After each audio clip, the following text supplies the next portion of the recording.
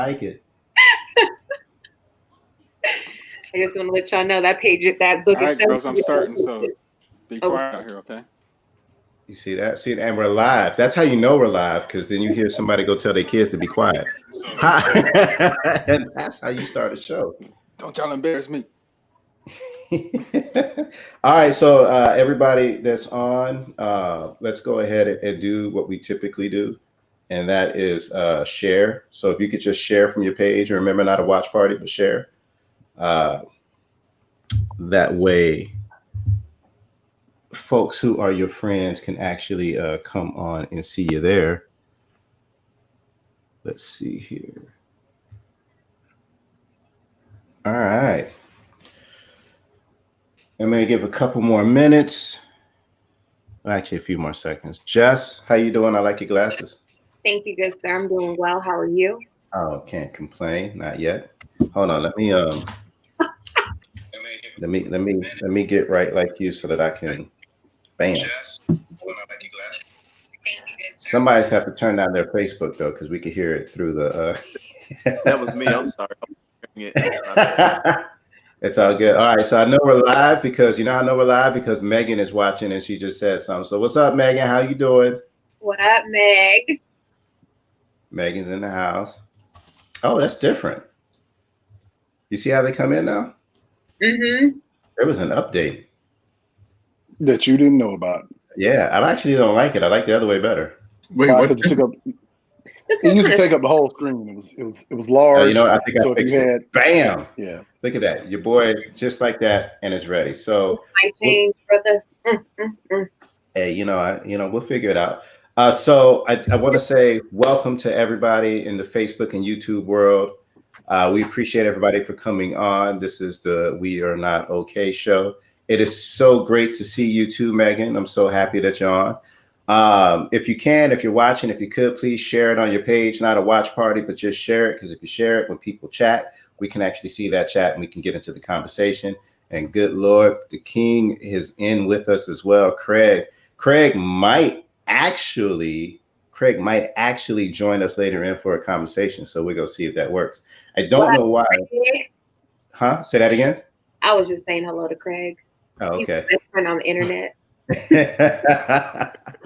What's up, Desi? And so tonight we have a heck of a panel. It's going to be a great conversation. We got some absolutely amazing people. We're going to go ahead and before I go to our typical folks that we have on here, I want to introduce a brother who's on here for the very first time. He is an attorney, a motivational speaker. He is a community organizer, and he was 2020 candidate for Brevard County Sheriff. Ladies and gentlemen, this is Mr. Alton Edmond, Esquire. Hello, Alton. How are you? All is well. Thank you for having me. I appreciate you. No worries, brother. And thank you for joining, man. We really do appreciate you. And then the light skin in this person that we have on this show, and he cut it off. With the quickness. Wait, he ran. His brightness broke the camera. I'm coming back. You ain't no good. There he is. All right, Mr. Robert Bobby Byrne. Yeah. What happened was. How you doing today, sir? I'm good. I appreciate that. And then coming from us all the way from the West Coast of California with the absolutely brilliant podcast called OK, and the second season is out. It's Jess. How you doing? I'm good. Glad to be here with y'all awesome gentlemen. So it's gonna be a good night. Mm-hmm. Yeah. There also. And then coming from the studio, and he's gonna be playing us some music. I'm just joking. No, he's not. It is the absolutely amazing Will Isaac. Will, how you doing? I'm doing good. I'm really glad to be here, and really glad to be a part of what's happening today in today's conversation. I'm pretty excited about the topics. Same here. And then, of course, from Ohio, my brother from another mother. He's always on here with me, and I appreciate him, Mr. JD. JD, how you doing up there in the cold, man?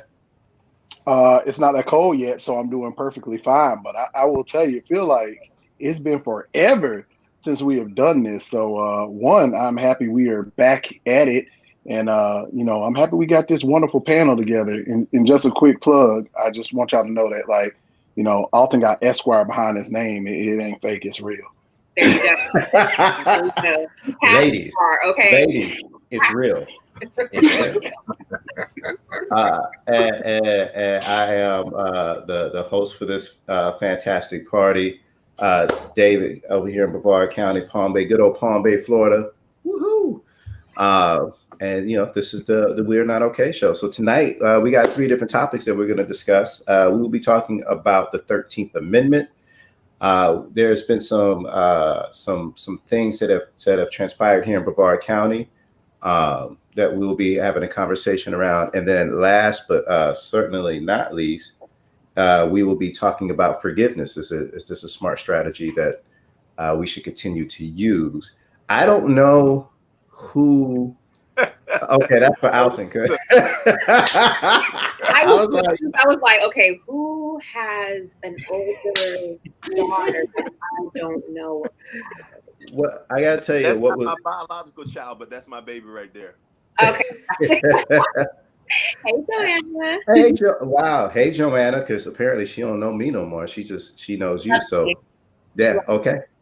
So let's go ahead and we'll get the conversation started. And we're going to talk about the 13th Amendment. So the reason why this conversation came up is, and I think, God, Jason, I don't know if me and you started it. I know, Will, you and I got into this conversation big time. So Utah, we saw it was on Utah. The Constitutional Amendment C for the great state of Utah was to remove the exemption clause that says that slavery is okay as long as an individual is incarcerated. So that's that 13th Amendment part that people don't like to talk about. There's a great documentary on Netflix called 13th that walks you through that. And that slavery, yes, as it was abolished as it stood. However, it's just been manipulated and manifested in a very different way. And thank you very much. I appreciate that. I just want to say thank you for that hello. It made me feel better about myself. So I want to throw some numbers out there briefly around what Utah did. So Utah unanimously voted to remove that exemption from the Constitution. So slavery is bad no matter what. Nebraska also did the same thing, and Colorado also did the same thing. So my question for the panel that we'll get started is, why isn't this more of a national attention?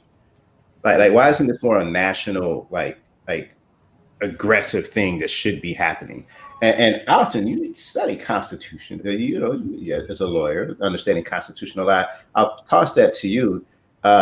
Why do you feel like this isn't something that nationally is taking place?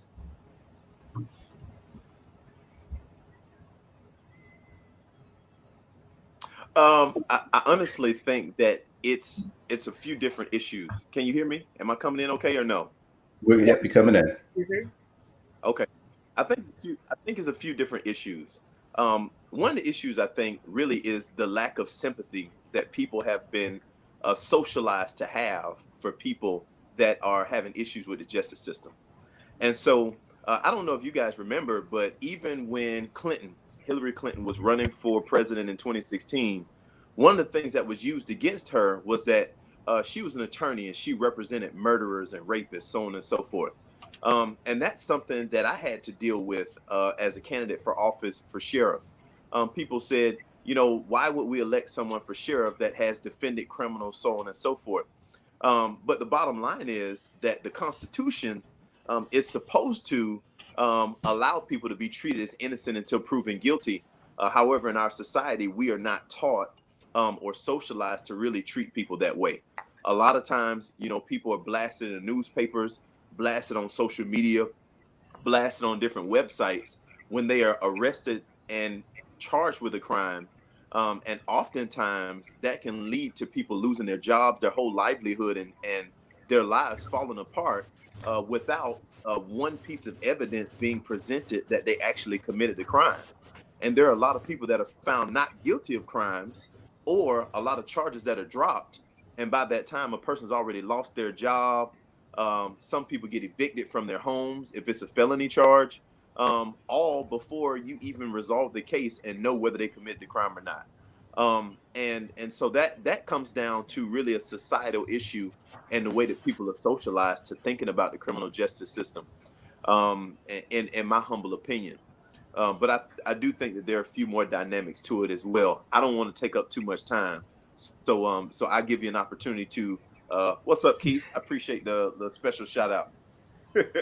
Keith, how you doing, brother? And then Jamie, thank you for jumping on. Tamiko, thank you for jumping on. And Steve, Mr. Pillsbury, of course, as always, thank you for jumping on. We appreciate you. So it sounds like what you're stating is that there's a dehumanizing factor of it, so maybe it doesn't move people to want to see that change take place. I'm going to throw the same question this time all the way out to California to just Jess. Why don't you feel, or do you feel like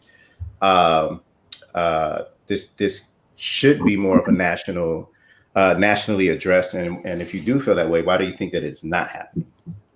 I think it's not because of lack of education. I think when you take a look at the 13th Amendment and what states are doing, and what does that mean for the person that it's going to impact or not impact, I think that's where we don't have enough education out there. I mean, when you look at these 3 states, especially these 3 states, you would think that more progressive states would be on top of this, and that's just simply not the case. I mean, you think of this, you can think of abortion, you can think of several different things that are passing through or not passing through. And I think right now, a lot of people, it's lack of education. And on top of that, I think people are, I think the terminology is just overwhelmed with trauma, overwhelmed with things to fight for, where they're fatigued. So now you get into this situation of, well, what else do I need to fight for in order for change to occur? And the problem with that is there's so much information out there that I think this particular topic that we're discussing, it's just underneath all of the shit that we've been going through for the past 8, 9, 10 months. And then you put on the pandemic as well. But I think we have to educate ourselves what the 13th Amendment truly is, and it's all in its entirety, and then go from there. I just want to give a shout out to Stephen in the comments. He says, hell, civics really isn't taught in our schools nowadays. A lot of people can't even name the branches of our government, let alone be aware of archaic laws that are still on the books. It's funny that you mentioned archaic laws, because Will and I were trying to figure this out. Like, when was the last time that the Constitution was amended? And as far back that we can find was 1992. It feels a little insane that the last time the Constitution of the United States was amended was in 1992. So I kind of feel like maybe we're due. Hey, Dana, thank you for joining and watching. Appreciate you. I do want to ask another question about this. As awesome as it was to see Utah, Colorado, and Nebraska unanimously say, "Hey, we want to rectify this," I do want to point something out. In Utah, 276,171 people thought that keeping slavery as an option was a good idea. In Nebraska, 280,898 people, so 30% of the voters thought that it would be a good idea to keep slavery as an option. And in Colorado, 816,342 individuals, again, 33% of their voters, thought that keeping slavery as an option is a good idea for those who are incarcerated. Will, I'm gonna throw this to you. What do those numbers tell you? What does that mean in your opinion? Well, I think, based on some of our previous conversations, like I really wanted to try to get some more voter demographics, but to provide a little bit of additional context to what you're saying earlier too, when we talk about unanimous voting, it's the House and Senate within each one of these states. And so at least the elected officials, there was a unanimous vote. But then when we also stop and think about, what's happening in terms of with each individual, like citizens, 20% seems pretty high. Obviously, it's higher in a few other states. And, for me, I think Jess nailed it earlier where she talked about, like, there's like a lack of education around really what these things say. Like growing up, I learned about the 13th Amendment, that it was the amendment that like abolished slavery. That's all I really knew, right? And even so, like there's a couple of times that I've probably seen it show up on the screen, maybe read it in a book. I just read over that sentence, around, in terms of like a punishment, Like that is something that I had read over actually like pretty quickly in my mind. I just did not slow down enough to really register the fact that, this is saying as a form of punishment or in conviction of a crime. And so in that space, like, I think there's some of that's playing into it around like, well, we abolished slavery. Maybe people just don't know a whole lot about it. And they're like, don't change it, right? Like, we don't need to change it. There's that aspect of it. But I also think nowadays what we see is that there is a high number of people, a good percentage of people who are willing to put other people down, other groups, oppression, those types of things to get what they want. And I really do think there is a level of, malicious intent in terms of, I want to be able to have a card that I can pull later on if I want to.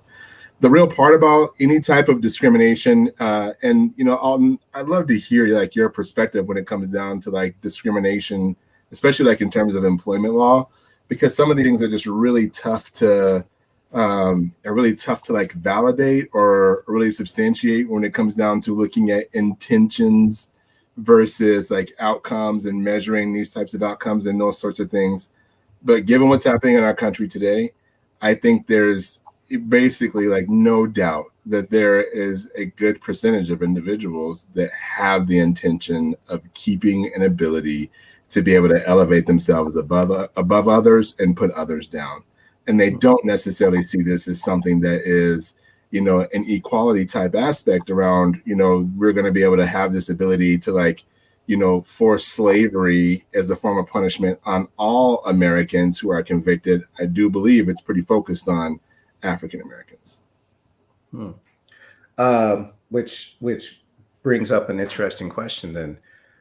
Who do you think, and Robert, I throw stuff at people, so you're up. Who do you think wants to keep this? Who benefits from the way in which it's designed today? I guess the best way of me asking that question. I mean, a lot of people do. The answer is a lot of people do. You can't legislate morality. Okay, so when the 13th Amendment was part of the outcome of the Civil War, right? We had half of a nation that thought and fought for the ability to have slaves. And because they lost the war, did not change their minds. Those beliefs did not go away. Hell, we see that in Nebraska with 32% of the people still voting against taking slavery out of their own state constitution. So we cannot be naive to think that just because we put it on a piece of paper, that we have changed people's hearts and minds. We learned that in Iraq. That's something that you can't do. Only those people can change their hearts and minds. Now, who benefits from it? Well, just look at the clause in the amendment. What does it say? If you commit what? A crime, then we can make you a slave. All right. So when you commit a crime, where do you go? You go to jail. $2 billion per year is what the labor force of criminals are worth in this nation. So who's benefiting? The ones who are using that labor for up to 13 cents per hour are the businesses that are benefiting from labor. And they want to talk about immigration, immigrants stealing jobs. No, it's criminals that are stealing jobs because they are being exploited by businessmen who use their labor, their slave labor, to compete against anyone else who would have had been paid a fair wage for that job. So it's the businesses and the top 1% or whatever the percentage may be, apparently 32% in Nebraska, who benefit from the 13th Amendment.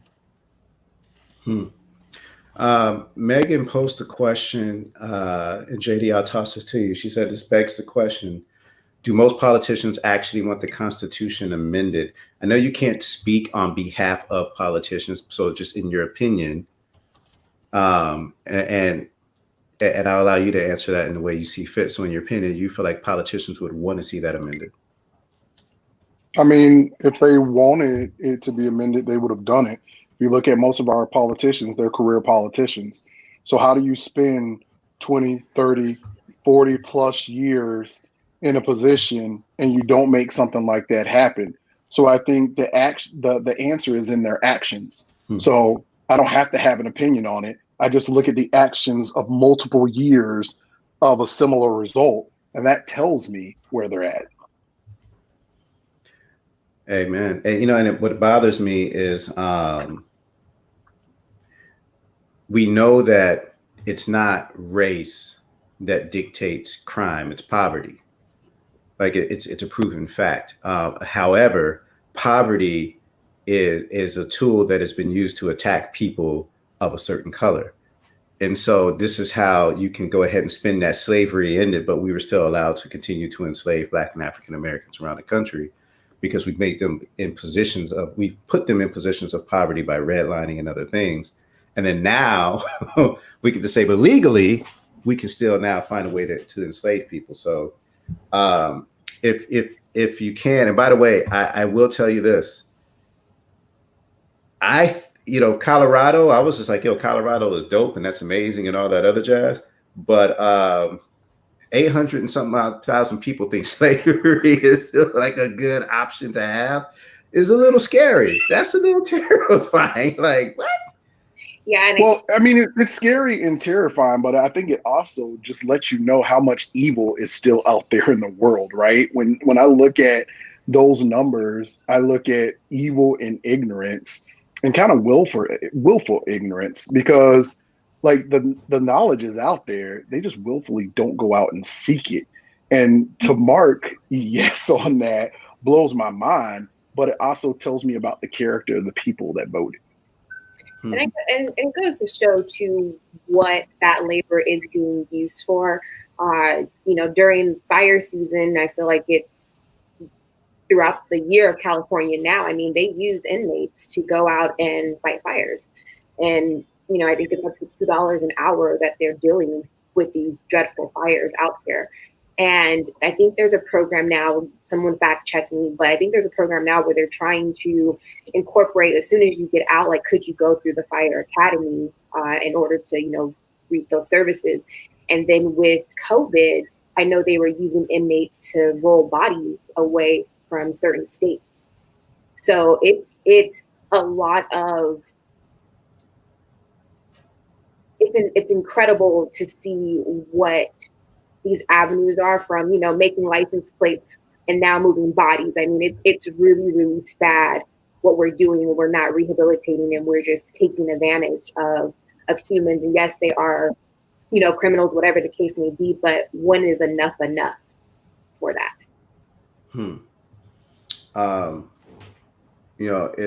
It's really sad. I did hear something about that, Jess, as far as there was an uproar that people who were acting as firefighters while they were incarcerated, when they got out, they've gone through the training, they have the skill set, but yet still weren't being able to be hired because they had that term felony that was on there. And that's absolutely insane.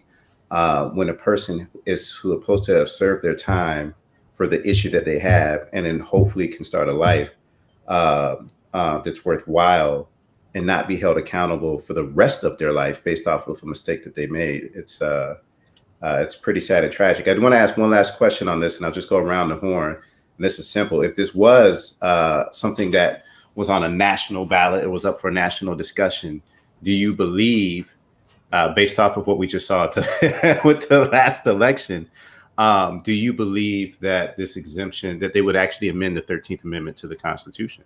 Do you think it would pass? And I will start with Will. Do you think it would pass?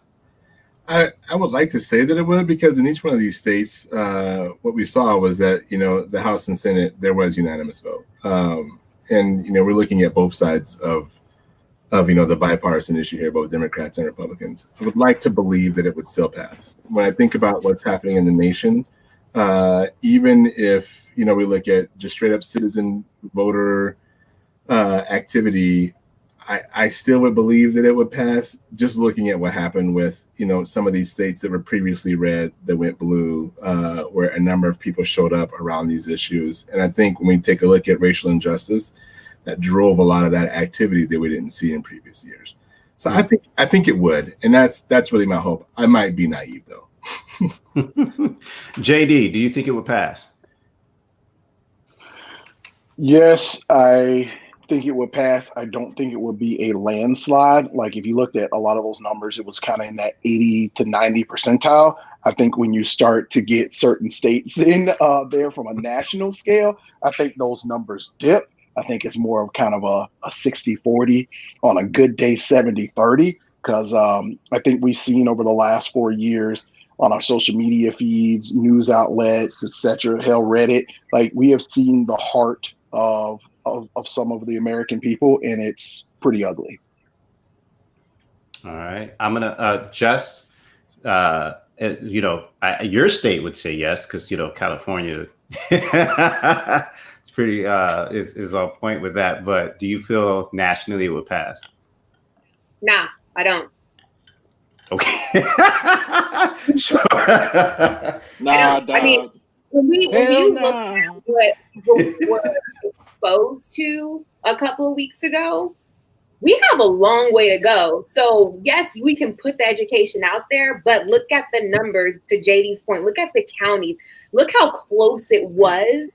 This should have been a landslide. So to put something like that out there, no, we have a lot more work to do, and I don't see that happening anytime soon. I hope in my lifetime, yes, absolutely, but not in the next 4 years. No. So can I respond to that right quick? Is that okay? Yeah, brother, go ahead. Because I actually feel like Jess has a pretty good point. I had no clue that any of these things were on the ballots in any of the states, right? And so when we look at once these things end up becoming on the national ballot, there's a whole lot of media, there's a whole lot of spinning, there's all these things that end up going on, and a lot of people have the ability to like advertise. And then I think that would kind of impact what you're saying, JD, around where would we see these? If it were to pass, it probably certainly wouldn't be a landslide. And so that's kind of why I ever said at the end of my statement, like I might be a little naive, because once things go on a national level and you start looking at people putting funding around it and that kind of stuff, how they communicate it gets a little interesting. And to your point, Will, think about the money that private companies would lose because they have the investment inside of private prisons. I mean, if you think about the things that are made by inmates, how much money are they willing to lose in order to amend the 13th Amendment? Now you jumping into people's pockets, and you know how people feel about their money.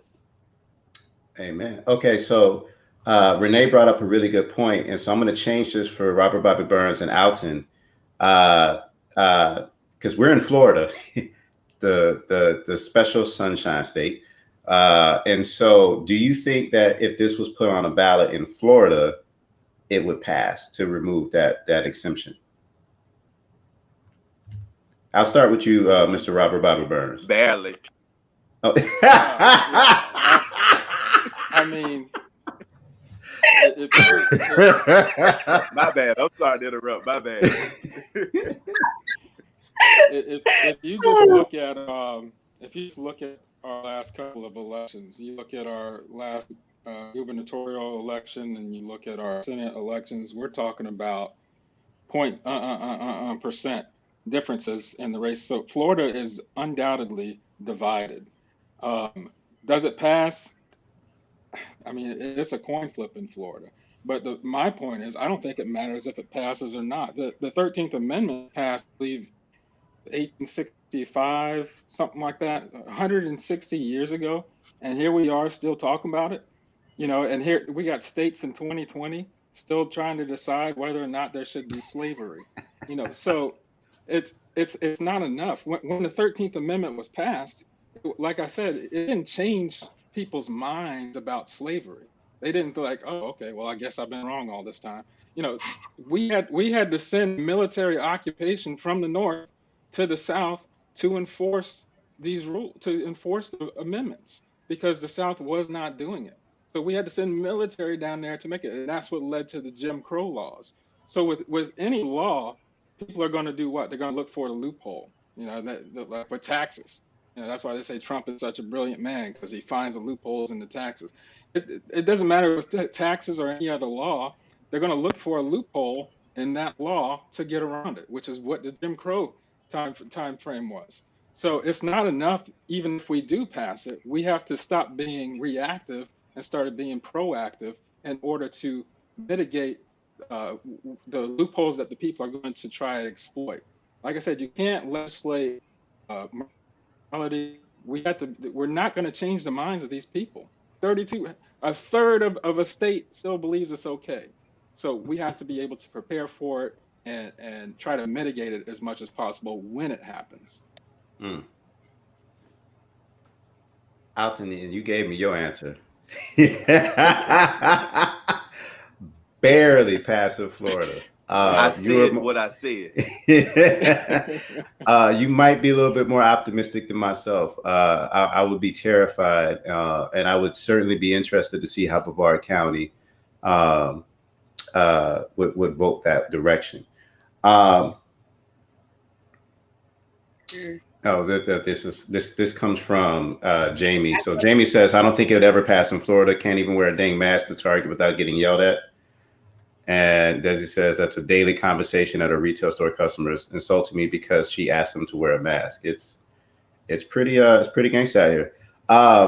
And we lost. So the deputy mayor was in the studio. Brevard County? You don't think we'll pass in Brevard County? No. No. It would be interesting because it feels. This is true. We have a chain gang here in Brevard County, and then that was absolutely something that the sheriff's department did. What was that, 2-3 months ago? Which is absolutely insane. I am going to reach back out because I saw the deputy mayor from the great city of Cocoa jumped into the studio, but then we lost him. So I'm going to try to get him back. And we're going to move on to the next topic. So hold on. I agree, Alton. I'm in Brevard County. Brevard County. Oh, so my poor county is getting no. They don't think it would pass in Brevard County. Listen, they basically listen. I said it would pass 60-40. You know, you got to have somewhere that's going to taint the number, and we found it, right? Like we found it in this moment. Oh, goodness gracious. All right. Well, again, I thank everybody in the chat for participating and getting into the questions. We are going to go ahead and move on to the next topic. And that topic is something that unfortunately happened here in Brevard County, speaking of Brevard County. For this topic, what we're going to do is Will is going to still be with us. He's in the studio. We're going to bring in the deputy mayor from the great city of Cocoa, Mr. Alex Goins. Alex, how are you doing, brother? Can you hear us? Hey, I'm doing good. How about yourself? We're doing yes, sir. Fantastic, yes, sir. I hear man. you. I hear you pretty good. I got an Android, so you got to bear with me. All right. Well, I want to say thank you to Alton, to Deputy Mayor Alex, and to Robert Bobby Burns. I know that you all have been in the forefront of a lot of what has been taking place here in Brevard County. So for those who may not be aware, two young teenagers, AJ Crooms, who was 16, and Sincere Pierce, who was 18, were shot and killed by a Brevard County deputy recently. This was, I believe, last weekend, or was it 2 weekends now? That's the Friday. Should be 2 weeks now. 2 weeks now. Right. Okay.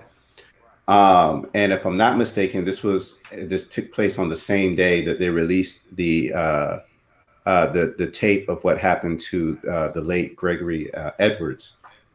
So it's been a hard time here in Brevard County. There is dash cam footage of what took place. Hold on.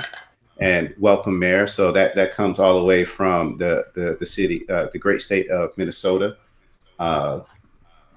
And also, here we go. You're getting some shout outs already, Deputy Mayor. So I'm happy to see that. I want to go ahead and just start this conversation out by asking you, Mr. Robert Bobby Burns, where are we so far in this case with the investigation? Because I know you've gone all over. I also do want to say this. a big shout out to you, Robert. I know that you don't always make the most friends with what you do, but you are always trying to find a way to get the truth out there. And I know you got some shout outs from Ben Crump. Recently, I saw that he tagged your work on his Instagram, and also Sean King gave you like 19 shout outs on his program. So kudos to you for getting out there and putting in that work, man. We really do appreciate you, brother. So if you could just kind of give us a heads up of what's going on with the investigation.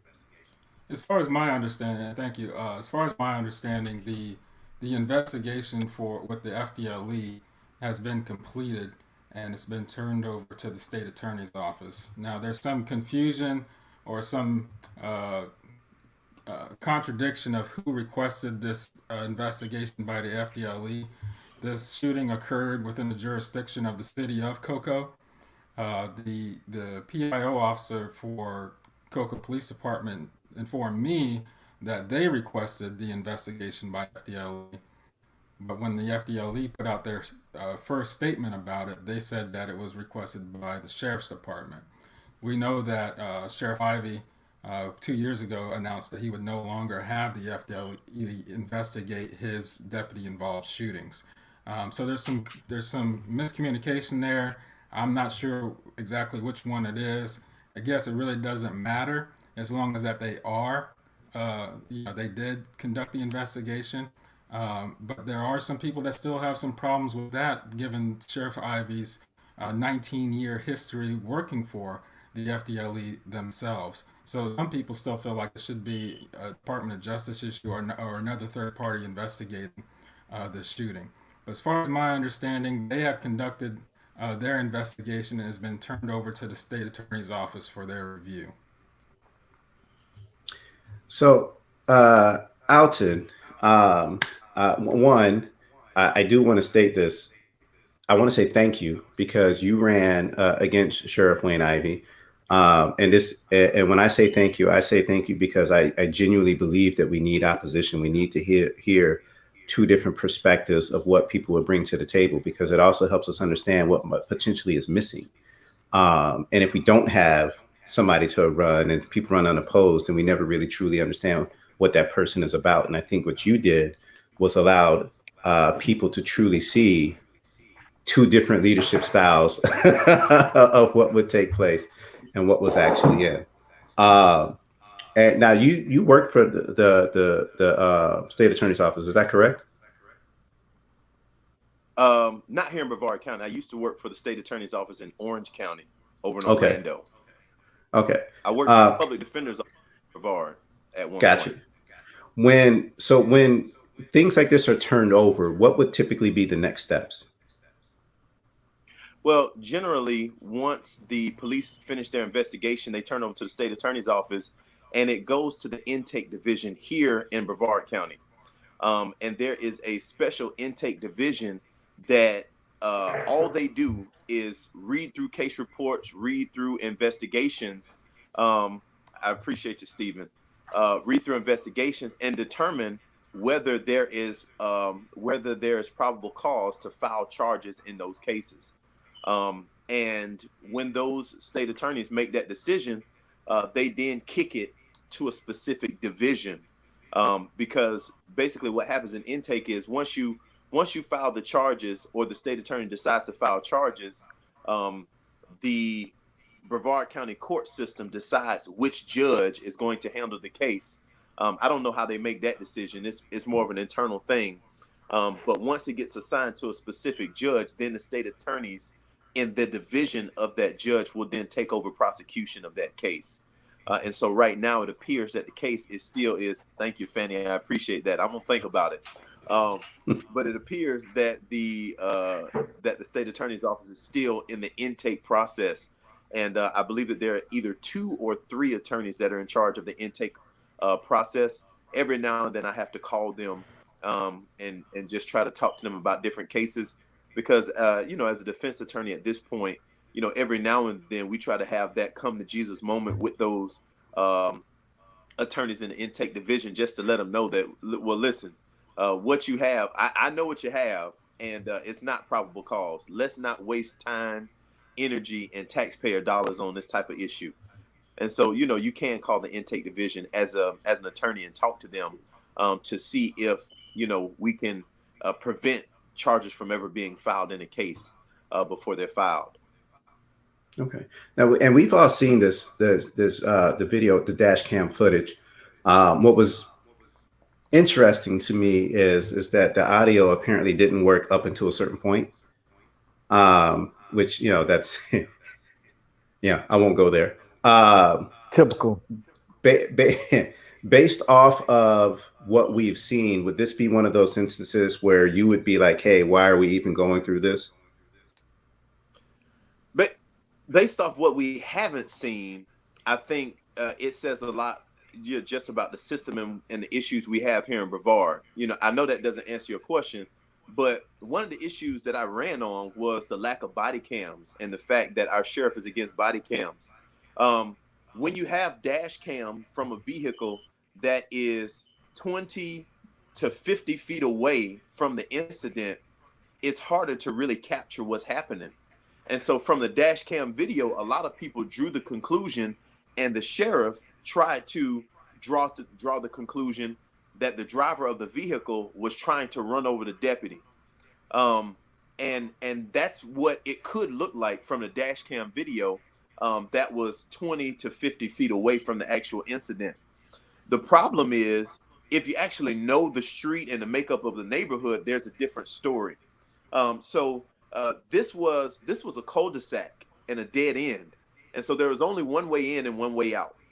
And deputies parked their police cars on both lanes of this 2-lane street so that there was no way to drive out on the street.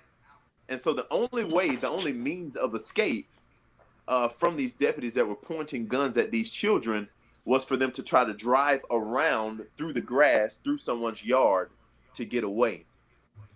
And in that process of trying to get away, they were shot and killed. And when you look at the video, you're not going to see the actual full story of what happened, because when the deputy shot, he shot first at the windshield when he was in front of the vehicle. But as the vehicle passed him and he was now in a safe position, he continued to shoot at the side of the vehicle after he had already shot into the windshield, because there are several bullet holes, I believe 4 or 5 bullet holes in the driver's side door of the vehicle. And so that officer kept shooting at the car after he was no longer in danger and while he was beside the car. If you look at the video, it's one of those cases where it looks a lot closer to probable cause than it actually is.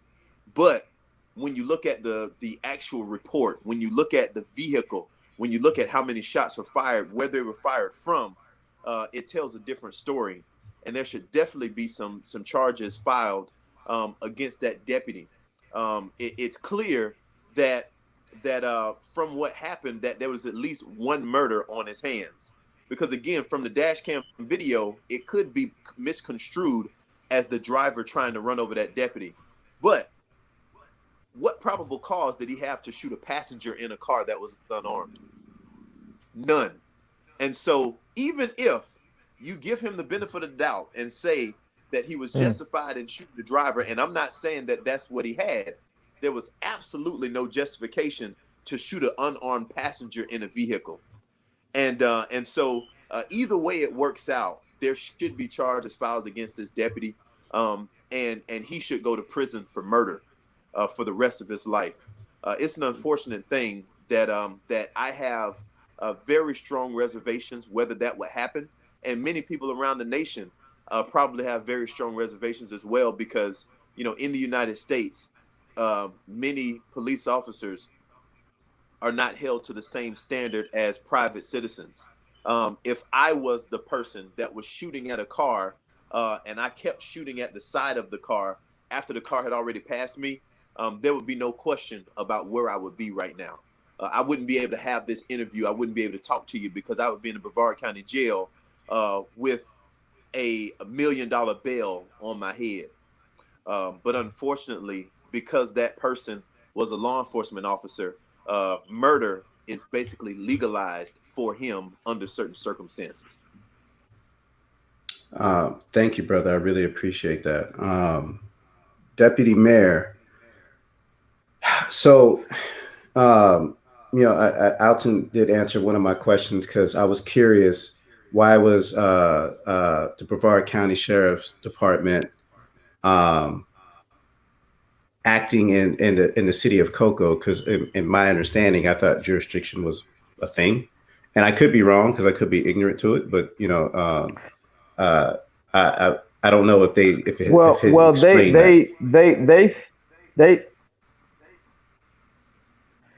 seen apparently there was a car chase earlier that morning that resembled the car, so they say.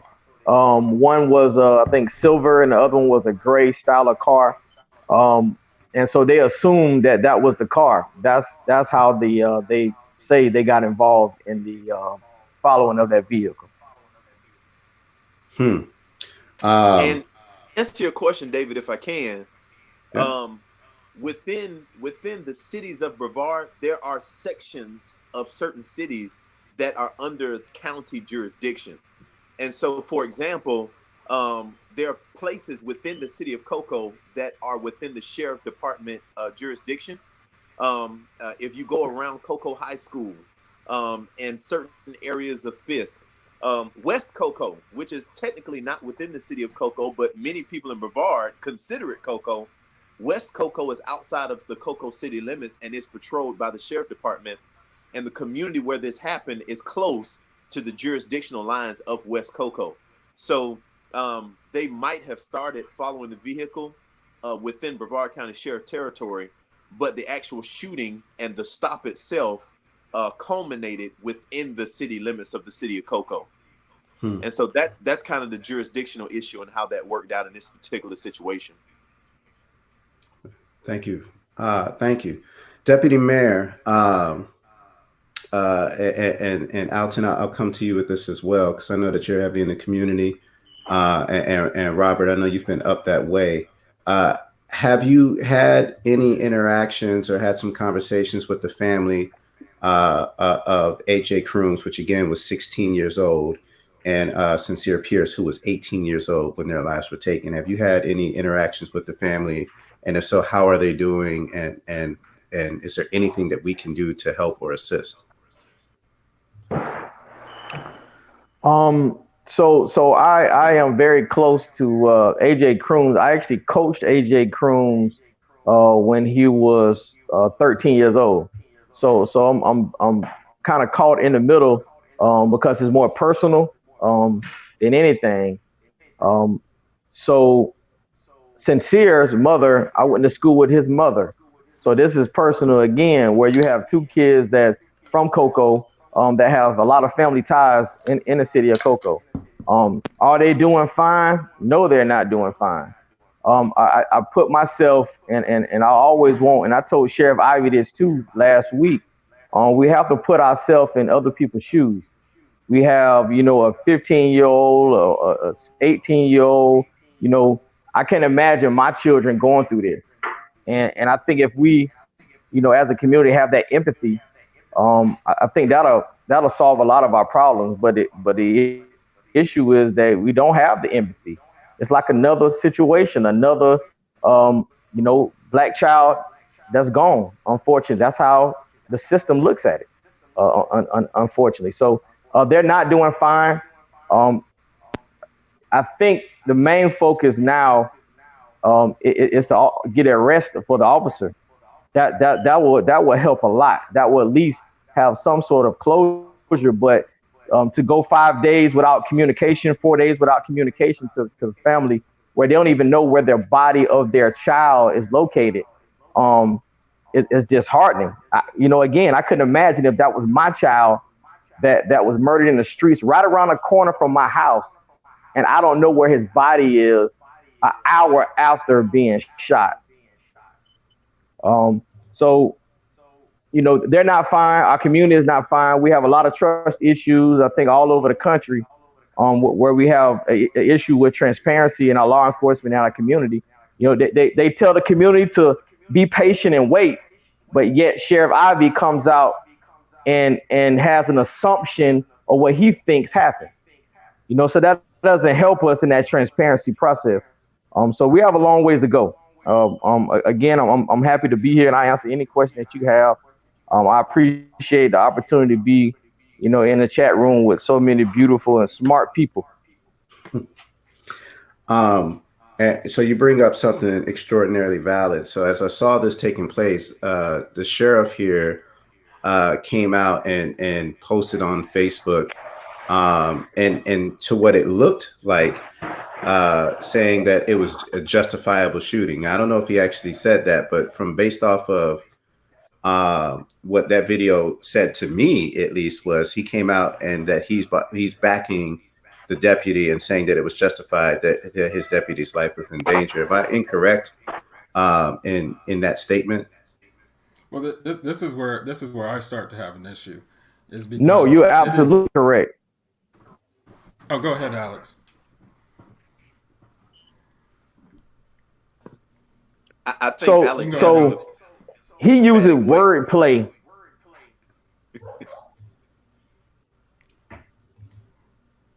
Alex on that dial up. I got a lot of feedback on. It's okay, brother. Bobby, you would go ahead and start with what you were saying. Well, this is where I start to have an issue with the entire thing. When there is an investigation going on, if you ask the police or the investigating agency questions about an ongoing investigation, what do they always say? They say, I can't answer those questions right now because it's an ongoing investigation. When something is being investigated by an external agency, separate from the BCSO, it's being investigated by the FDLE, and then that's being turned over to the state attorney's office. It is improper for the sheriff, the head of that agency that's being investigated, to make an opinion based off of partial evidence that he disclosed at his discretion, and to form an opinion and a conclusion about it and put that out to the public, because he's undermining the entire investigative process. If he wanted to release that dash cam video, he could have done it without any narrative whatsoever. But he did it by painting a story and a narrative and talking about things that are irrelevant to the actual case in order to undermine the investigation and influence the investigation. So I think that's where we have a problem. That is completely improper. He can put the dash cam out there, let people see it, and make the decisions for themselves, but he should not be trying to influence people's opinions or influencing the investigation by drawing his own conclusions from that partial piece of the small scope of the evidence that he made available to the public. Alton, is there any legal ramifications there? Like, is there anything that is he breaking the law in doing so? Like, if there's an active investigation, him coming out and making these type of statements, is there any legal ramifications that are being broken, I guess? Well, I mean, it's a gray area. I mean, it's clearly a violation of the right to be presumed innocent until proven guilty. However, there's not a strict codification of how you handle violations of that. And so he's playing with a gray area, and he's also a constitutional officer. So it's very hard to hold him accountable for his actions because he doesn't really answer to anyone other than the taxpayers every 4 years.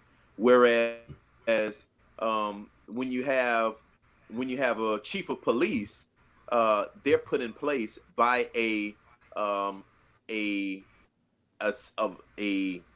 panel of city councilmen and a mayor that can vote and remove them at any time. You have a city manager that's a part of that process. And so it's easier to hold those people accountable. The sheriff, however, not so much. And that's another thing that I talked about on the campaign trail, just basically how this guy, emboldened by the fact that he's run unopposed, emboldened by the fact that he is friends with Trump, who did not endorse his candidacy, by the way, and emboldened by the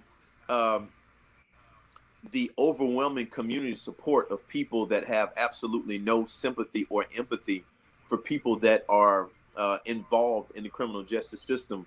For many reasons, he's really done whatever he's wanted to do as sheriff, including collecting money from private citizens who want to spend a day in jail as fundraisers, including, information using sheriff helicopters to give people personal rides places for a nominal fee, including using taxpayer dollars and part of his budget to host cooking shows, cooking up justice, and him literally in food trucks and in restaurants, cooking meals and having nothing to do with justice. Those are the kind of things that he does, and Jess is clutching her pearls because it seems unbelievable. But those are the types of things that he's doing on taxpayer dime. And 66% of Brevard thought that it was okay for him to do that. And so, we're getting exactly what we paid for. And our county is making national headlines for negative reasons. And as far as I'm concerned, that's what Brevard wants. Brevard wants to end up on the news for negative reasons. Brevard wants to be seen as a racist county. Brevard wants to be controlled by a sheriff with no coup, with no professionalism, and who is outspokenly in support of bad officers who besmirch the badge by doing things that are completely unconstitutional, illegal, and are out of control, and are emboldened by a sheriff who also does whatever the hell he wants to do. And so that's the situation here in Brevard, and it's a very sad narrative.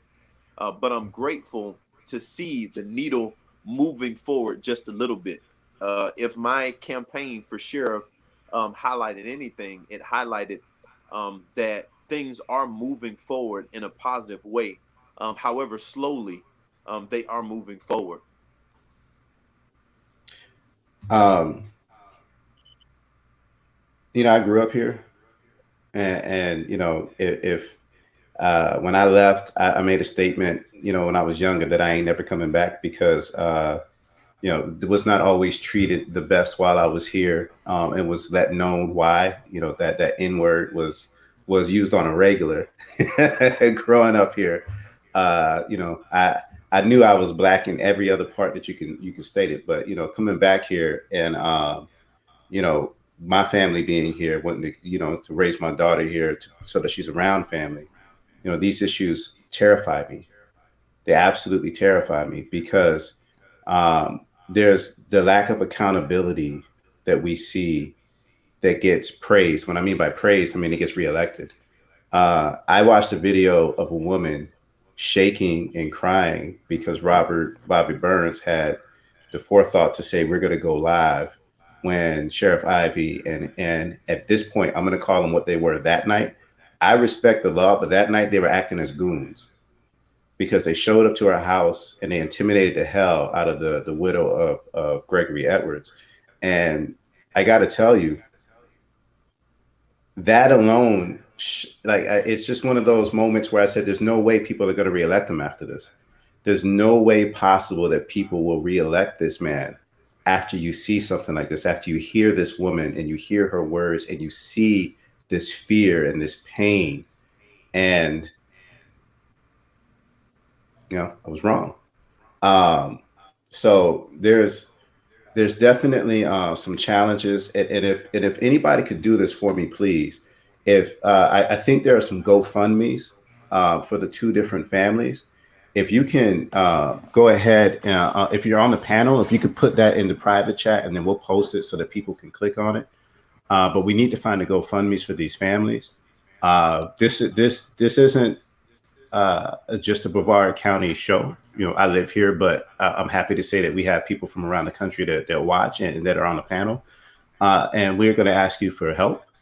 And that is to help continue to get the word out about what is happening here in Brevard County, because I know I did see in there why it's in this more national attention. It has been in CNN, it has been in the New York Times, and it has been in the Washington Post. And Bobby Burns again was material has been sourced and used as a place to learn about what's happening from Ben Crump, who's now representing both families, and also Sean King on his radio program. So we are getting some attention, but we need more, and any can help. And again, once we get those GoFundMe's, we'll post them up there. And if you can give, in my opinion, justice can happen in two ways, well, three ways. One, the gentleman who, and I use that word loosely, who killed these two children, needs to go to jail.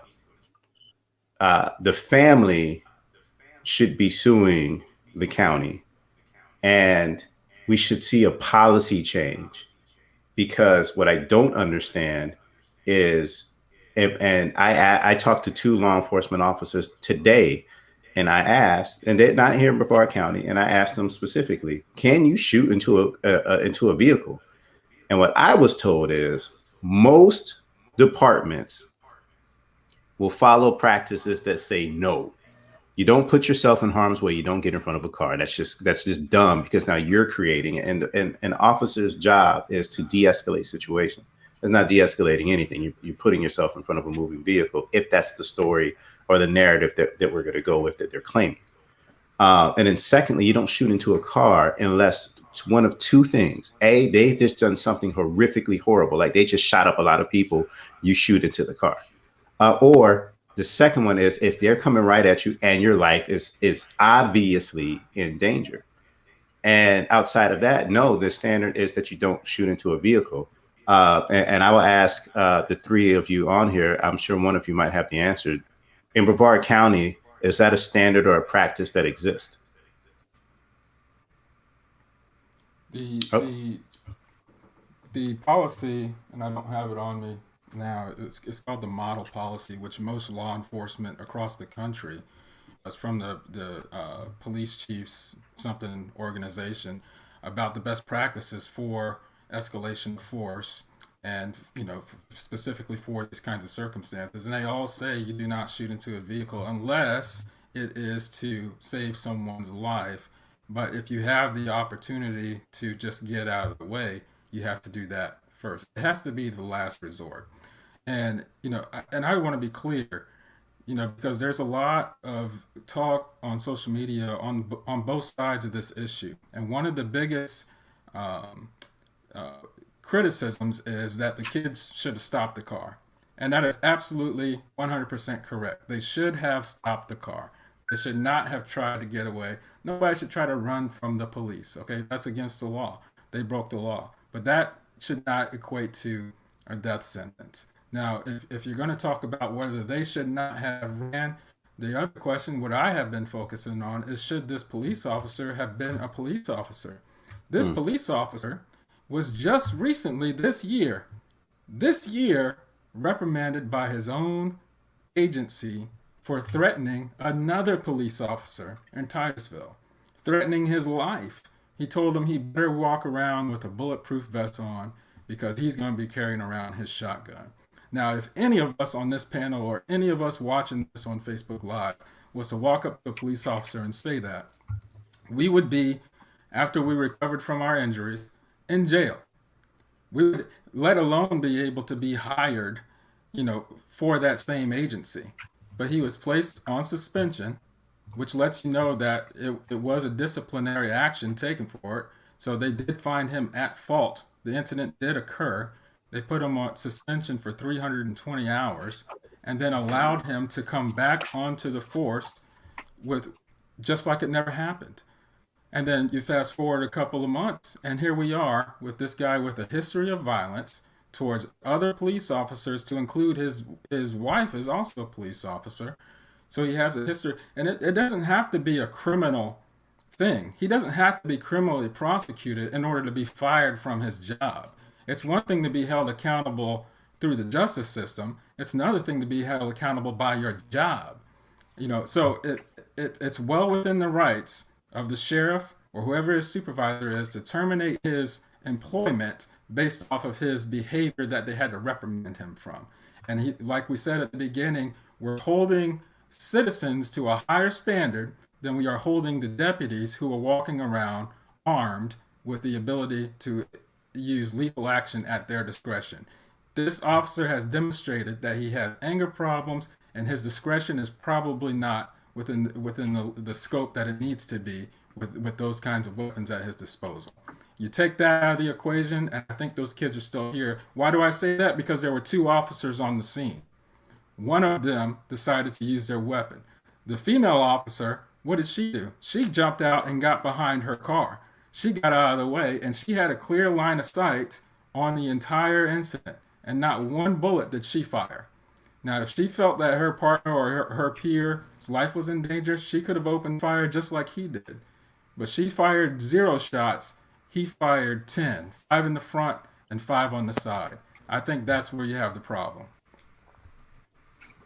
And so, to your point, talking about the past, this shouldn't necessarily surprise us, as if I'm not mistaken, in June, there was a lieutenant for the Brevard County Sheriff's Department that was let go because he made statements claiming that all the officers who were quitting or getting fired due to racial issues across the country, come here to Brevard, we'll hire you.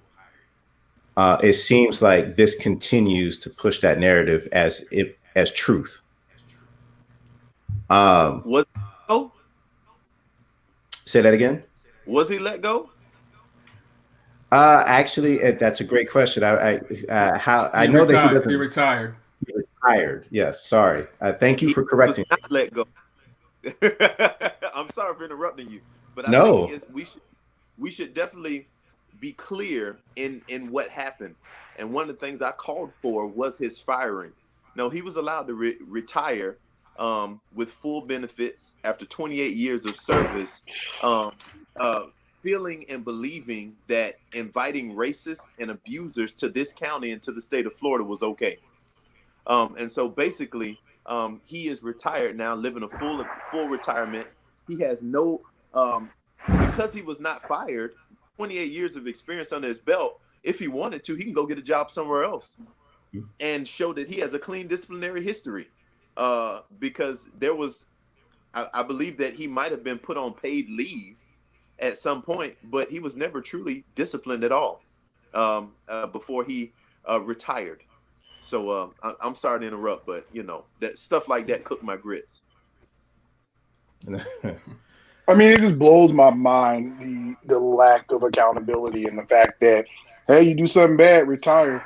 It's no skin off your back. There's never any accountability, and there's never any impact to their personal or financial lives. And if you ever want change, you got to impact those things. And these police unions are way too powerful, and there needs to be systemic change there as well. I will say, this is an ongoing investigation. We still are waiting to see what the outcome is, but this conversation will not stop on this show. I want to thank Deputy Mayor Alex Goins from the great city of Cocoa. I know you have football practice. You sped straight from practice to jump on here with us, man. So I appreciate it. And as I said, we'll continue to keep this conversation going. We do need to see some changes here in Brevard County. We need to see some policy changes immediately take place here in Brevard County. Body cams should not be a partisan issue. Body cams are for the good of everybody. And to Alton Edmond Esquire's point, had these deputies been wearing body cams, we would have probably a different perspective of what took place. So again, we are going to go to our final topic of the night, but I do want to say thank you so much to Deputy Mayor Alex Goins for joining us to come and let us know, and then Alton and Robert for providing additional context. So I'm going to bring Will back into the conversation. Thank you, man. Appreciate you. No problem, brother. And then we're going to invite you back another night. So be ready. Hey, and get some high-speed internet. Yes, sir. Can I make a special shout out to Deputy Mayor Goins? Yeah, please. I just want to make a special shout out to Deputy Mayor James Alex Goins. Full government. Wow.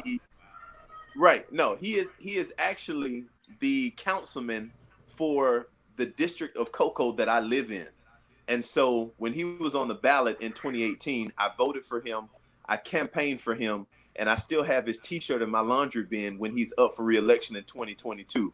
Hopefully no one's stupid enough to run against him. But I'm so grateful for him being here, all the work that he does in the community. And that's one brother that has my undying respect, gratitude, and appreciation. Thank you, brother. I appreciate you for being here. Yeah, man. Thank you. I want to add one thing, if I may.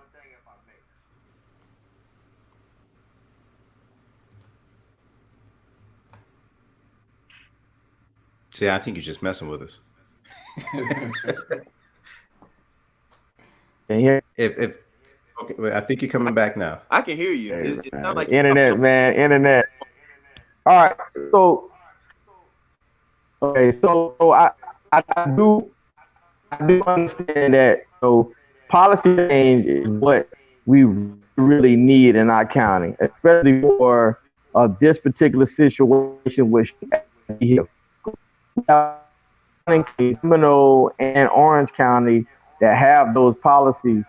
But I will say this: a policy cannot change the heart of a man. We have to be able to encourage our young people to become police officers. The police departments and sheriff departments are anything that signs the application. And some of these people are not qualified to protect her. I think it's a challenge for our community to police officer. I'll say sexy, make it exciting again, like in our career days when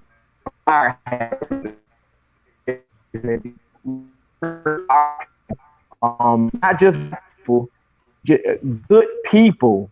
Police officer, and so that I'll leave with that. Amen. And you are absolutely right. We need to see more of us going into law enforcement so that we can be the change that we need in our communities. And we need more officers understanding our community so that community policing, which is something that I know for a fact Alton Edwin Esquire ran on, that we need more community policing. That needs to happen. We need, and I do want to say this for the folks who don't live here in Brevard County. We got pockets of amazing things that are happening here. Hey, Blue is a great program that happens here. We've seen different departments from the different cities that are working hard to try to build relationships within every community that's here. But we do have a problem with Brevard County Sheriff's Department because there's been some consistency in the issues that they bring to national attention, and at some point, I'm curious to see when that's going to not just to affect our communities, but when it's going to start to affect the holistic community, because we are a community that likes to encourage businesses to come here and thrive in the Space Coast. But I'm not sure how many businesses want to come in and bring their organizations into a county that is consistently making national attention for the wrong reasons. So hopefully we'll get the change that we need. Again, thank you, Deputy Mayor, for joining us. We do have, and then Pebbles, you are wrong for that. She said, Alex, is using that AOL. You still got that CD. What the, how many hours you get? Oh my goodness. That's right. That's right. Dry Frazier says, be the change. The next generation is watching. Amen to that. So before we get into this final topic, and I appreciate everybody for rolling with us, there is a video that I do want to showcase because this conversation around forgiveness showed up based off of this video I saw, and I started calling people like, yo, what do you think about this? Because I think this person brings up a valid point. So I'm going to go ahead and bring this in and then hit play, watch the video, and then we'll have this conversation. This is what came in. A lot of us have been terrorized. We've been on the receiving end of a lot of hatred, a lot of vitriol. I've been a professional journalist since 1997. I've been getting hate mail since I was in college. Nothing has been like what it's been like the last 4 years, particularly after I called out the president. This is what came into my Instagram DMs just this morning. Hey, you fucking racist nigger bitch. You got a problem with white folks, then run your fucked up bitch ass mouth to one of us, and I don't mean a little kid or an old man, and see if they don't slap the black off your sorry ass. Fuck you, Trump will still win. Get the fuck over it or fucking leave. Now, I realize that does not necessarily mean all Trump supporters are that hateful or that vitriolic, but this idea that we need to turn the other cheek, hell no. So I say this with all the disrespect. Fuck y'all. I'm not turning the other cheek. I'm not forgiving you because you've terrorized my life. You've threatened it. You've come after my friends and my family. So fuck you. Straight up, no chaser. For the ancestors too, y'all. Exactly. Harriet would have wanted me to do that. Harriet, Sojourner, Shirley, all of them. That's for all y'all. Everybody got to unmute. I'm sorry, I muted everybody.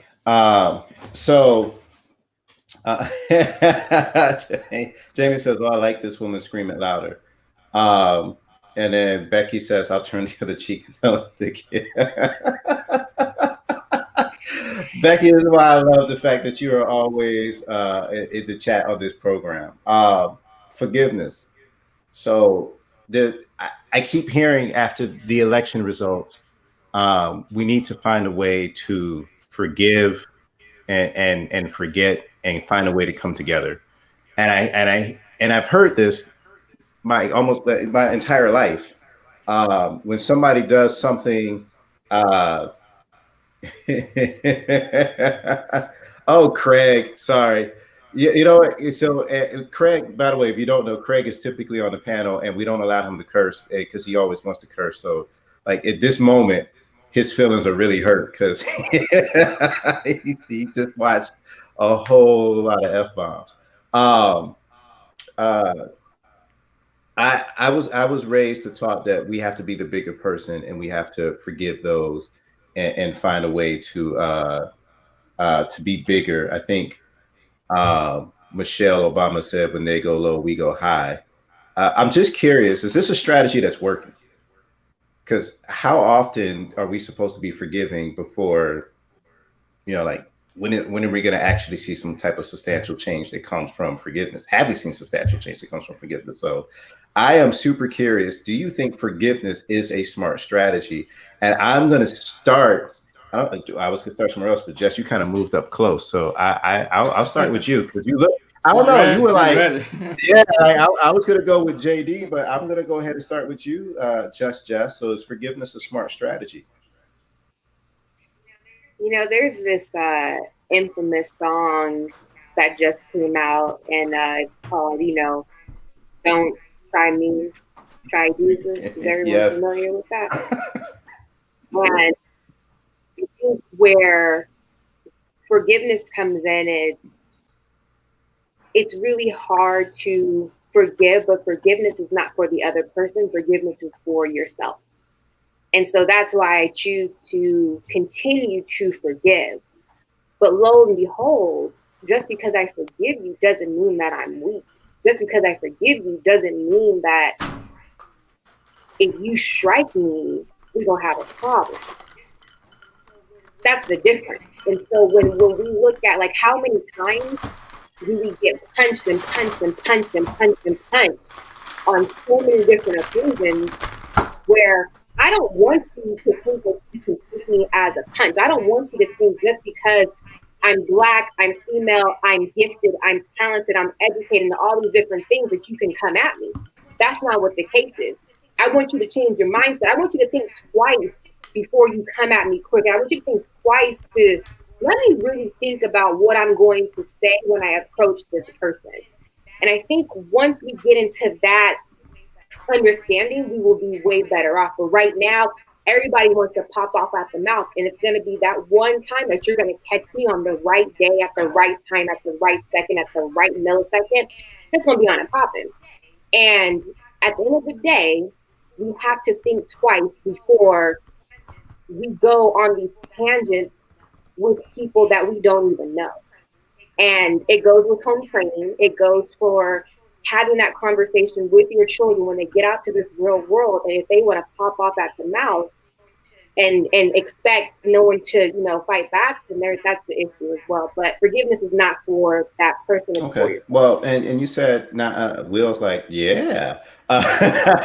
You said that and sometimes even just going after the people that you don't know, and we get into these tirades. But I think about tomorrow is Thanksgiving. It's the time where families are either in person or virtually going to come together, depending on if it's to the CDC or not. And there's been some heated conversations taking place lately after the death of George Floyd.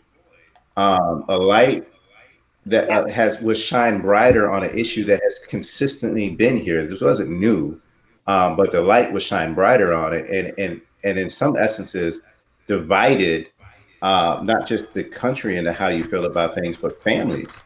And so people came out and said certain things. I got a gentleman I went to school with who he himself would have called me a friend. I would have said acquaintance, but apparently he said we were friends. And he said on his Facebook, they better not bring that rioting here to Brevard County, because if they bring the rioting to Brevard, there'll be more knees to necks. Why am I supposed to forgive that? What's the benefit in the forgiveness of that? Because I don't understand it. Because and that's, I guess, the part for me is I'm looking for the understanding of this forgiveness as a strategy. Because it feels like throughout time, oppressed people are always the ones who are supposed to be doing the forgiving, and the oppressor is the benefactor of the forgiveness. And how does that necessarily change anything? I'm going to toss this to Will. What are your thoughts on the subject? Well, first off, I echo what Jess said a lot. You know what I mean? I 100% holistically agree with that. But if we're asking the question of is forgiveness a smart strategy, I'm just going to flat out say no. I'm also super glad that you and I talked about this earlier this week, so I had some time to prepare for this. Because, honestly, I've been thinking about this. You know what I mean? Like, for those of you who don't know, I come from a very strong Christian background, and this type of stuff in Christianity, not only is it still pushed heavily, but I've had same experiences, right? Like when I've sat down and talked to white church leaders or even white family members about negative experiences that I've had with police officers, instead of really acknowledging the pain of what I went through or being able to say, hey, that's not cool, this person needs to deal with that, or there needs to be some accountability for this, the very first thing that I almost hear from Christians is you need to forgive. Like, this is something that you need to do.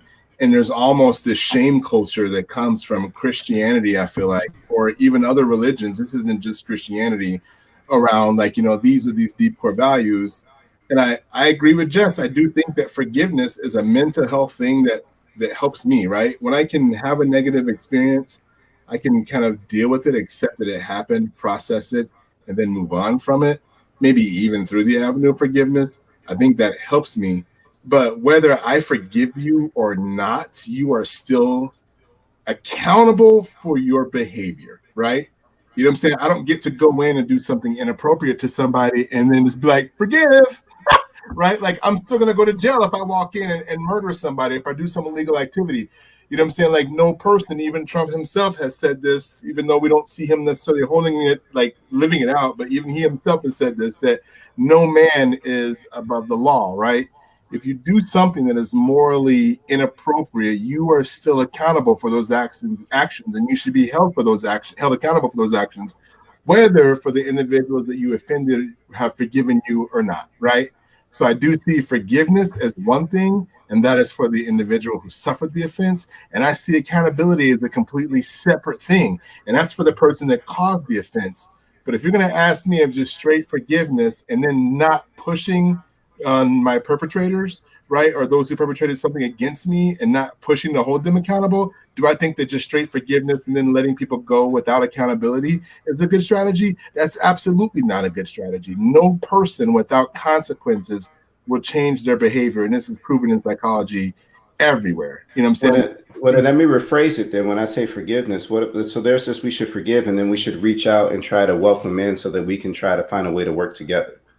And that seems to be like the hand in hand. First comes the forgiveness, And then comes the, how can we do this together?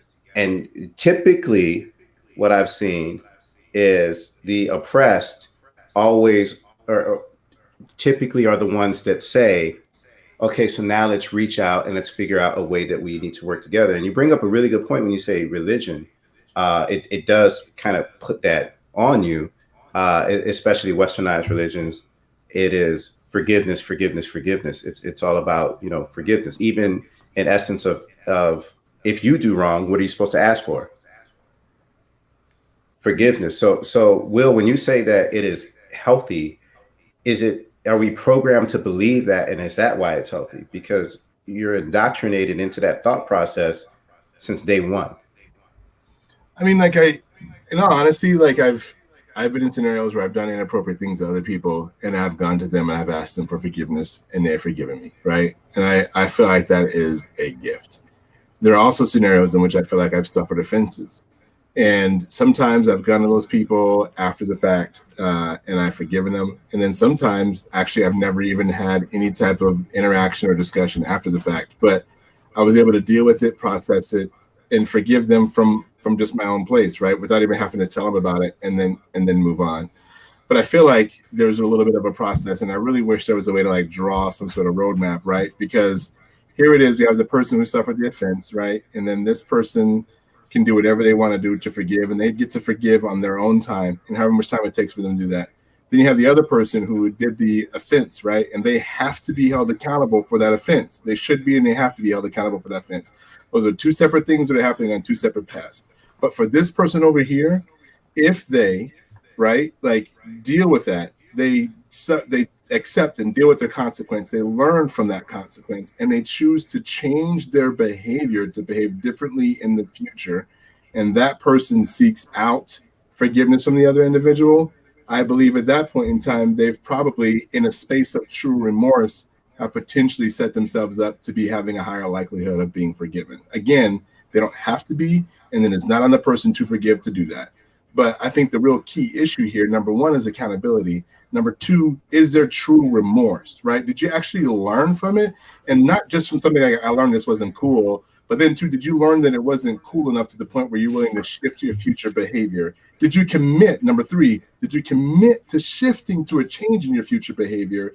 Number four, did you follow through with that behavior change and to the point where it's measurable and at this point in time exemplified in a series of issues? And then now, are you willing to approach the individual that you caused damage to in a space of willingness to repair that damage and then humbly ask for forgiveness?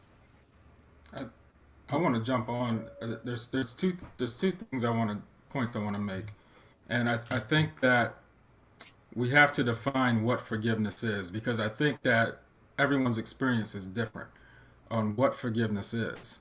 And a lot of people don't know that I used to be a preacher.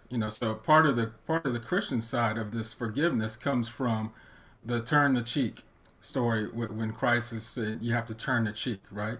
Now, when we're talking about forgiveness in that aspect, why is he saying to turn the cheek? Forgiveness does not mean that you are condoning or pardoning the behavior. The act of forgiveness is to stop you from retaliating. It's to stop the vengeance. Because why is Christ saying to turn that cheek? Because if you slap me and I come back at you, now I'm about to be wrong. Right? You can always argue, you can defend yourself, but the point of the forgiveness from the Christian side is to get rid of that vengeance. The Bible says vengeance, God says vengeance is mine. So that is the point of that forgiveness. But that's not what people understand. They think that it just means you're supposed to let people just slap the hell out of you, all day long, 7 times 70. That's not what he's saying. He's saying don't let anger and sin not. Okay, so that's what the purpose of the forgiveness is supposed to be. But when it comes to being taken advantage of, there's the word giving and forgiveness. You're constantly giving. You have givers and you have takers. The people who are constantly getting forgiveness are taking from you. I can't go into a store and keep stealing from that store and asking for forgiveness, because eventually that store is going to go bankrupt. If that store is supposed to keep forgiving me, then they're going to be out of business, because now I'm a taker and they're a giver. So the act of forgiveness is supposed to be about getting rid of that vengeance within your heart, but you still hold the behavior that caused the fault accountable. You can still be proactive and address those behaviors before the offense even occurs. But the forgiveness is nothing about excusing the behavior, letting them get away with it. It's about you not retaliating, making the situation worse. So you can be forgiving, but you can also still hold people accountable at the same time. Oh, preach on it, Mr. Robert Bobby Burns. Okay, so that's the forgiveness side of it. That's the forgiveness side of it. So let's talk about this olive branch that then gets that is, I guess, the conversations that you hear today are, how do we now extend this olive branch so that we can heal and find a way to work together? So maybe let me ask that: should we be the ones extending that olive branch? Who is we? Okay, let me rephrase the question. Should the oppressed be the ones who who extend an olive branch to oppressors to try to find a way to come together and work together? And what I mean by that is typically is people who are in power aren't typically the ones that are extending the olive branch saying let's find a way to work together. It's typically those who don't have that power or resources or income or whatever that is, that says, you know what, this might be wrong. I'm going to forgive you. Now let's find a way to work together. So to Jamel Hill's point, where she's like, nah, like if you actively hate me for simple things like the color of my skin, F that. I'm never going to extend an olive branch. There's no point for me ever to want to work with you. You can kick rocks. But that's not a mentality that I typically hear.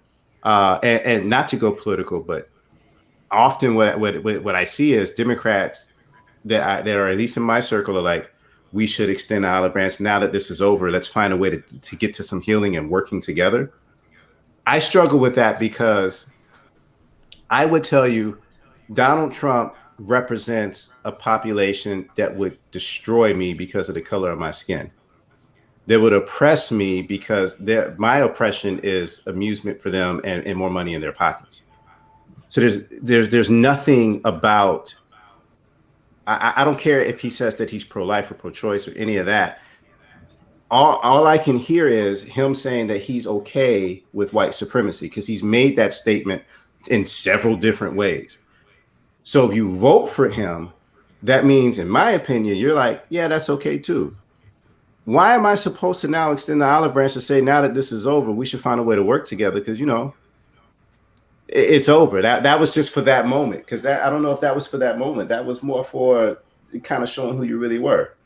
I think, yeah, and thank you for the clarification, David. It's just, I think the problem is that we have a tendency to have a mindset that we have to continue a relationship with that person and extend that olive branch. And there are times when, why do we have to have that mindset? I mean, I know several people that have been raped, and I don't see them, and where they're forgiving the rapist, but not extending the olive branch. Like, how do we work together so now you can stop preventing rape? Like that, how do you even have that conversation? And it depends on the person. I totally get that. At the same time, there has to be a level of understanding that I don't need to continue a conversation with you after I forgive you. I don't. There's nothing that says that I have to have this person in my life that hurt me. Now I'm going to do the work to forgive them and still be, no, I don't have to do that. So extending the olive branch, unless it was something where it was a community effort or we were working together, but if you hurt me, I can forgive you and keep pushing with my life because now I'm on a healing journey, so I don't get that again. Mr. Edmund, I don't know, sorry, somebody else. Yeah, I just want to jump in real quick, and I'll try to keep it short. You know, so I think one of the fundamental problems that we're kind of having in this conversation is that we are painting incredibly broad strokes, and we are talking about incredibly broad topics. So let me take a moment to narrow this down to the video that we watched. I think there's to say that every Trump supporter is in this bucket is inherently wrong. And that's my opinion. You don't have to agree with it. I kind of don't care. Like, it's my opinion. For that particular type of Trump supporter that has been sending the hateful messages, that's been spewing the hateful rhetoric, etc., I'm totally there with where Jamel was. Fuck them. Move on with your life. And if I forgive you, it's probably not going to be forgiveness you're going to know about. It's to get that off my heart, but I'm going to move on with my life. When we think about these olive branches, I think about myself personally. I saw what happened with the election, and the first thing I thought was, I really don't want to rub anybody's faces in this stuff, right? Because I know what it was like 4 years ago, and this country is incredibly divided. And let's be very, very honest. When we say divided, it is legit down the middle. You saw the vote count. So we have a very divided nation, and we will never get anything done, aka progress, if we don't learn how to come together in some standpoint. Now, I totally understand that there are just some people that are just flat out evil, and you're never going to bring them all on this journey. Fuck them. Move on. But I look at the one issue voter, right, that's, you know, in the Christian community, and because Trump don't save babies, I voted for him. If you talk to those people, they don't even like anything that he does. They just vote on that one issue. Now, is that ignorance? Absolutely. But is there a conversation that could be had there? Absolutely, if you have the energy for that. But I think to take a whole group of people and say, because you circle in this dot, like you're in this bucket, I can't, you know, like I'm just going to throw you all away. I just think is wrong. I think there is some gray area that's going to always be in there. And how I look at it is those people, we may not be as close as we were. You're at 2 arms length. And it's one of those things where we got to build back up to where we were, because I got trust issues. And I'm not saying I'm pushing you 100% on my life. I'm just keeping you at a distance because I got to figure out, are we cool or do I need to cut you out as well? But let me make a statement real quick, and I'm just thinking out loud. But I'm gonna make this statement, and you tell me if you agree with me. This country does not want to get rid of racism. It does not. You know why? You know how I know? How do we hold someone accountable for something in this country? We make it criminal. We make it against the law. I can't even ride down the street this right now because it's against the law. Because they decided that's not safe and that's not in the best interest of society, so we're going to make it a crime for you to text and drive. If racism was so bad, why is it not a crime to be a racist? How do you hold a racist accountable? You can't. You can't. So racism will never go away because there is no repercussions for it. Until this country decides that it's not okay anymore, what's the name of the show? We Are Not Okay. Until the country decides as a whole that racism is not okay and decides to start holding racists accountable for being racist, it's never going to go away. So we can forgive all we want to. They don't care because there's no consequences for it. And in actuality, there's benefits to it. That's where I'm at. Benefits to it. I think you raised a great point, Bobby, about whether racism is legal or not. Because, you know, everyone in this chat probably knows that there are hate crimes on the books. Right. So you can be punished for being a racism. But the problem is that generally hate crimes are not enforced or overwhelmingly unenforced. And part of the problem is when you call and you report a hate crime, law enforcement has to come and do an investigation and take that hate crime seriously. Otherwise, it'll never get to the state attorney's office to be prosecuted.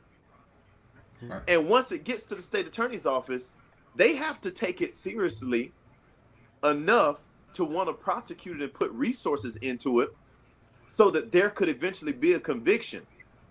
The problem that we have is that our nation is run by law enforcement officers, a lot of leadership that are like Ivy, that are like the guy here in Brevard County, that is okay with a lot of racist stuff happening.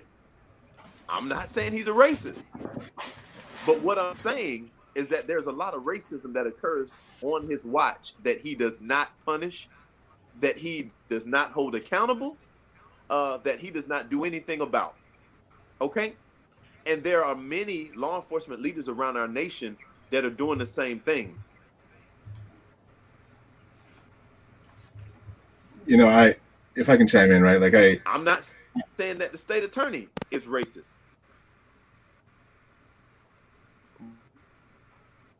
I think Alton is starting to borrow that Alex's internet. For crimes to be prosecuted around the nation, including our county. Oh, Lord have mercy. I'm sorry. The great city of Cocoa right now, the internet in Cocoa is not. No, you paint that brush to the whole Brevard County, because DJ be having issues with his internet too. So that's a Brevard County issue. I haven't had issues with my internet in a while. In a while. But you had them.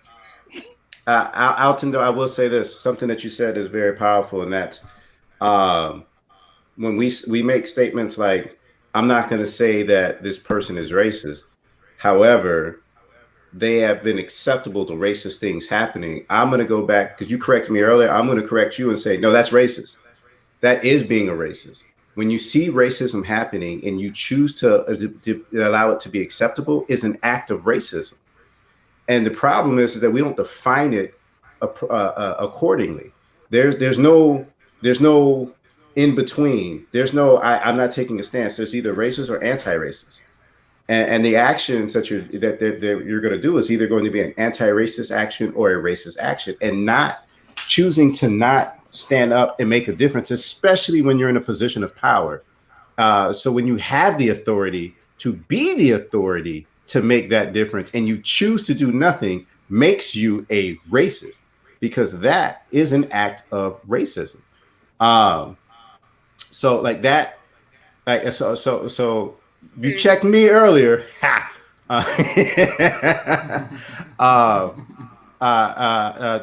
That's my.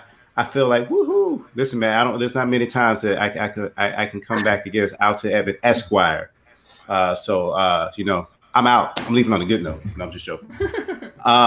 Will, you wanted to chime in. I want to give you an opportunity, Will, to speak your mind. Yeah, thanks. Because I like what you said, JD, and I actually appreciate what you're saying. But I don't know if like what David was saying was that if you circle the box for Trump, then like you're part of this group of people who just can't be forgiven or anything of that nature. Like I don't necessarily see it like that. And I feel like the way this conversation is happening, it really kind of helps highlight the complexity about racism in itself. This isn't we're going to take this one issue and see it as one thing or another thing, right? Like, or if you look at one issue, it's kind of easy to like determine the two polarizing aspects of the spectrum and then see where a person falls in on that spectrum, right?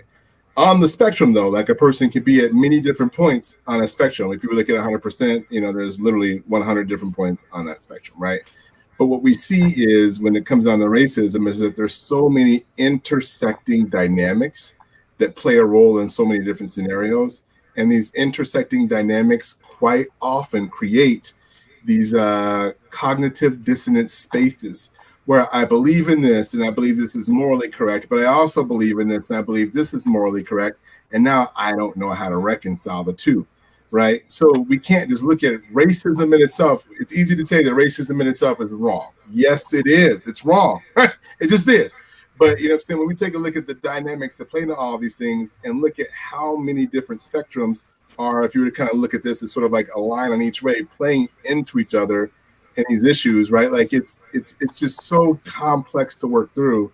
And this massive complexity, I think, is oftentimes so overwhelming for people that what they end up doing that leads to what you're saying, David, of this action of like, you know what? I don't know what to do. I don't know how to, this is too much for me. It's too uncomfortable. I'll put my hands up. I'm going to walk away and be done, right? I'm going to pick one issue like abortion and just call that. And this is the thing that I'm going to do with, right? I can't handle thinking through all of these complexities because it requires too much cognitive thought to work through my own cognitive dissonances on so many varying layers, right? Like in that, we're this way for anything and everything, right? Like if I were to tell you, you have to go off and go to college and get this, degree of master's when you're in first grade, you'd be like, oh man, that's so much to do. But when we talk about every class you have to take every year over the course of the years, it becomes a lot easier to digest.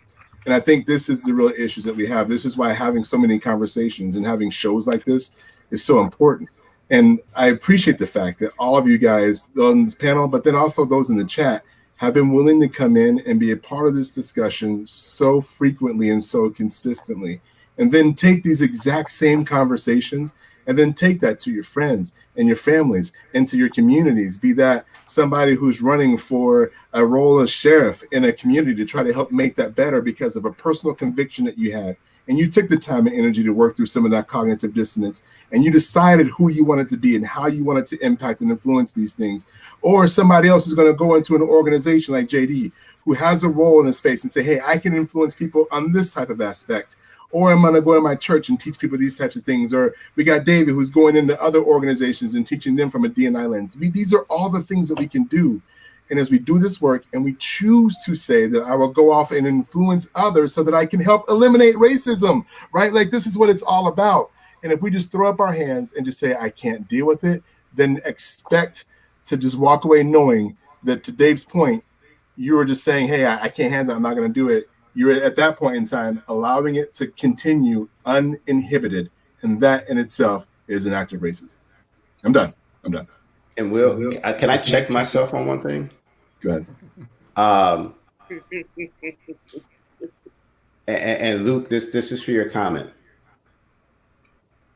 When you label somebody, we need to get away from labeling people as a racist, because I think people have an idea of what that picture is. So if you label me as a racist, I'm a skinhead, rock a Nazi tattoo, and I'm yelling the N-word every time I see a black person.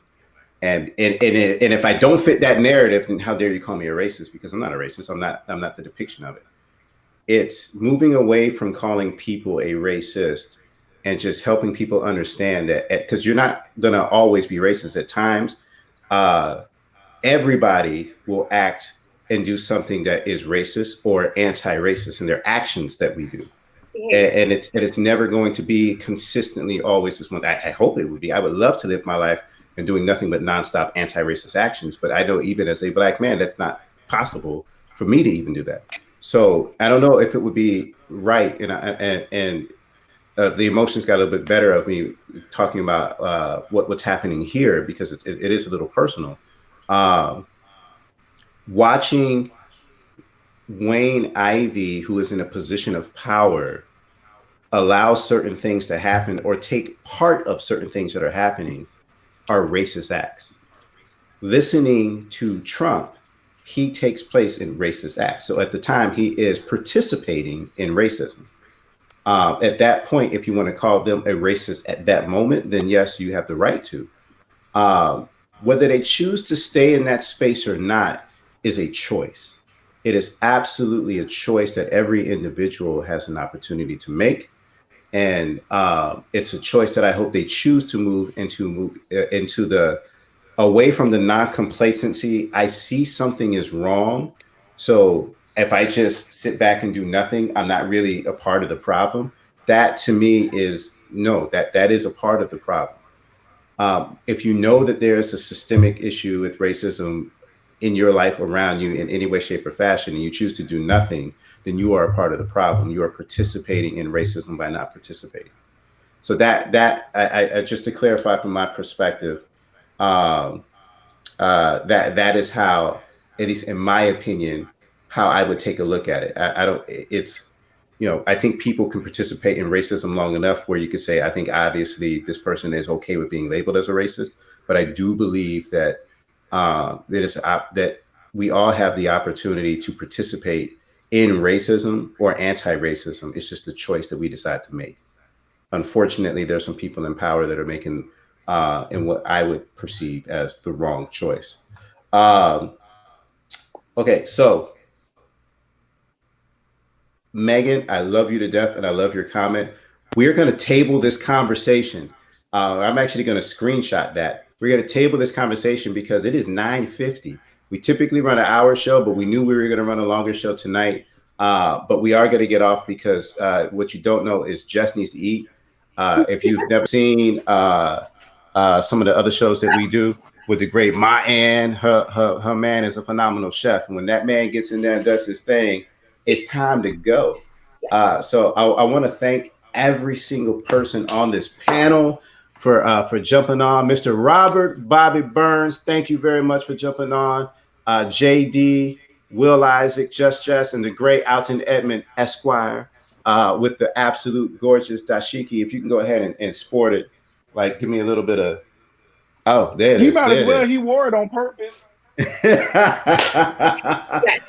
I'm not here trying to set a thirst trap. I just want y'all to know that I'm gonna call it out. We talked about it. Often setting the thirst trap for all y'all watching. So, ladies, see what he doing? I'm just saying, he letting y'all know business is open. We want to wish everybody out there, however you choose to celebrate Thanksgiving, have a happy Thanksgiving. If you don't celebrate, have a happy longer weekend because most stuff is closed. Go Cowboys.